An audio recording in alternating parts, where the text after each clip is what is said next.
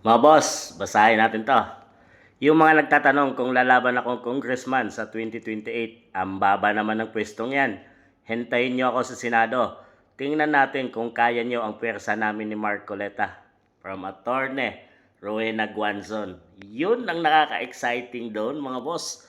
Kung sakali, dahil sa 2028, 3 years pa lang si Marcoleta at mayroon pang 3 years na maiwan mga boss, no?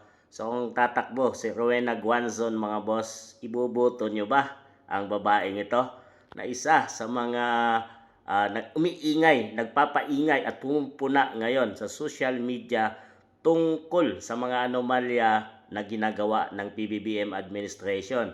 Isang abogada, mga boss, magaling, isang dating nagsisilbi na sa maraming ahensya ng ating pamalaan, isang dating COA director mga boss.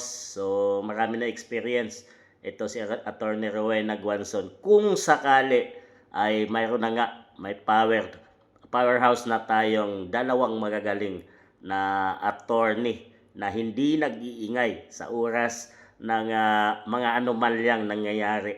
Kagaya ni Marcoleta ngayon mga boss, no? Ay hindi siya nagpapatinag dyan sa mga sinasabing administrasyon. So talagang patuloy siyang lumalaban yung kanyang pinaglilingkuran na Senado mga boss.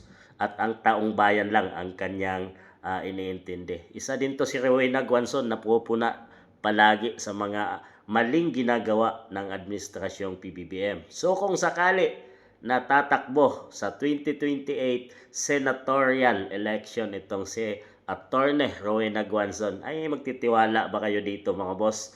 At ibubuto nyo ba siya para magiging combo na attorney na babangga sa puwersa ng mga Marcoses, itong si Attorney Rowena Guanzon? Ibubuto nyo ba mga boss?